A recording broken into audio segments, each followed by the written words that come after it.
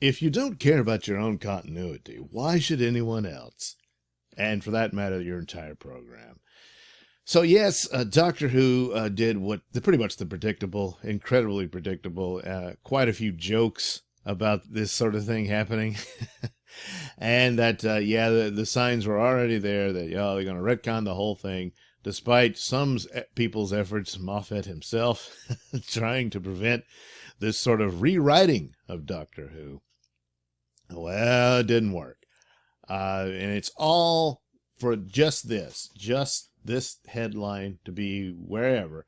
First Black Doctor Who. So there, Chibnall probably feels that this is some grand achievement on his part. He did the first woman for Doctor Who, and now the first Black Doctor Who.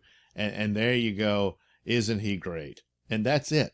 He's exploiting these women for that very reason. Well, is it just him? Is it BBC as a whole? Yeah. So I guess the guilt can be shared among them. But it's all very superficial and cheap and tawdry and very, very insulting. I'm sure the actress here, Jo Martin, I don't know if she has children or not, but it's probably like a cute, cool deal for her. And especially kids or nieces and nephews or what have you, hey, Auntie Jo is Doctor Who, and that's all well and good, and I'm sure that's all very special for him. But continuity is supposed to matter. There's already been disruption with it in Moffat's era because Eccleston refused to do the 50th special, and right up until the last minute, he was hoping to get him in there, and it didn't happen. So he had to hurry up and slap job and shoehorn a character in there. So what does he do? Well, he gets a name actor, John Hurt, who a beloved actor and everything, and well-deserved, of course. He will always be Caligula to me. If you haven't seen I, Claudius, what are you doing? Treat yourself. It's amazing. But I just the whole concept of the War Doctor never sat well with me because it does disrupt continuity. The obvious solution should have been Paul McGann there. I don't believe the story that, Moffat just didn't feel that he could be the War Doctor, some such nonsense like that. No, we just don't know why. For some reason, he wasn't cast in there. But yet it was the obvious solution. But now it's disrupted, and it kind of doesn't work with the stories with the Matt Smith Doctor now being revealed to be the last Doctor of the original 12 cycle. So, using his regeneration energy to heal when he didn't have any, that sort of thing. It doesn't quite work, but, well, there it is. And the numbering of the Doctor saying, well, he was the War Doctor, so it doesn't count. No. Matt Smith, now as it is, was the original 12, the last Doctor there, So, there you go with that. So it's happened before. I suppose you could speak to this for other avenues of storytelling that this could provide. If that's what they cared about, then yes, then this could be something cool. You could say that this is a parallel universe Doctor, an alternate timeline Doctor. The odd thing about Doctor Who is that it rarely touches on alternate timelines or parallel universes. It briefly did. You can go all the way back to Inferno when it flat out did, and that was really cool. And then, of course, in the later series where they go into an alternate Earth, where you meet the new Cybermen and all that with Rose and the Doctor and everything. And it ended up being a device for how you separate Rose and the Doctor and all that. But beyond that, never really explored it, if much more than that. And yet, so here was a whole other area of storytelling they could exploit for the purposes of the series, and it's okay to exploit ideas. And that's what you're supposed to do, especially within genre fiction like science fiction. And so you could have done all that, and this would be these interesting possibilities, but that's not what they're doing. No. Especially because this article, which I'm looking at here, flat out tells you, so don't bother following the other episode. I speculated that maybe that's what they're doing. We'll get some kind of resolution here, some kind of story explaining all of this, and I'm sure we'll get something, but it's just going to tell you she's the original Doctor. That's it. But the thing is, Chibnall says she's definitively the Doctor. There's not a sort of parallel universe going on. There's no tricks, except the whole thing is a trick, but not for the purposes of story. So don't bother tuning in for that explanation because it's not happening. So the other possibility that would be really obvious to do this without having to damage continuity, she's a future Doctor. Now, this is an idea that I thought they could have done some time ago. I thought about it quite a bit, that a cool new way of introducing a new Doctor would be to go ahead when you've got your current Doctor and they're in the midst of their last season. It says, yeah, this is going to be my last one. So, okay, you got to cast your new Doctor so you can set up this interesting storyline where the current Doctor meets their future self. And you've already got it set up, and the current Doctor, finishes out the season. You might even weave this new mysterious figure. You don't even know who it is at first. And then the big revelation is, holy crap, that's the new Doctor traveling back in time and messing with things because for whatever reason it went wrong, what have you. It's kind of like what they did with The Watcher when Tom Baker finally regenerated into Peter Davison. With The Watcher being, and there, I say kinda, you don't really know for sure. It's just implied. They do say it was the Doctor. Somehow Nyssa just knows that was the Doctor all along. But the idea, and I've seen this explained elsewhere on YouTube and stuff, and it's just fan theories, that this was an alternate version of the Doctor traveling back in time to make sure that a terrible disaster didn't happen, because the universe was at stake of collapsing in that episode, and they had to save it. And so the Doctor does save it. Apparently, in an alternate timeline, he didn't, and you become this sort of atrophied, ghostly figure in this sort of dead or dying universe. So he comes back to avoid that, and instead regenerates into the Peter Davison Doctor. So there you go. Alternate timeline right there and that sort of thing. But that's not quite what I meant. It would have been interesting had Peter Davison been weaved through stories before Tom Baker ends, or something like a mysterious figure. Who is this guy? And, oh, it's you. And that could have been how this would have been done. Because then this offers up another thing. It says, well, you don't like this just because it's a black woman being cast as the Doctor and all that.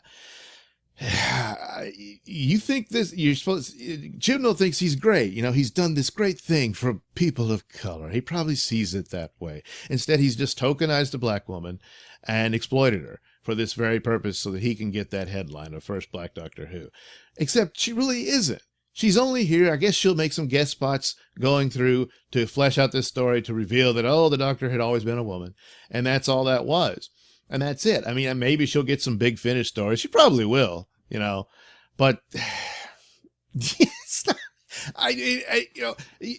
had she been the future Doctor, then you would already have this clever means by which to do this, and cast it. And so she might do some guest spots because she's traveling in time and what have you. And then Jodie does her final season, which I think probably is. And then there she gets her 3 seasons in, which is typically the standard. And then here comes Jo Martin as her new Doctor. Now, was she the best take and all that? I wasn't all that impressed with her performance here. I got to admit, I liked her better when she became the Doctor than she was when she was just poor Ruth trying to figure out what's going on. I mean, when they first introduced her, she looks like she's doing one of those pharmaceutical ads. I feel great now that I'm regular. But when she becomes the Doctor, she does have some good lines where she's, making fun of Jodie's stupid outfit. And, well, I mean, they're both of them don't have that great of an outfit, but Jodie, come on. Those pants don't fit.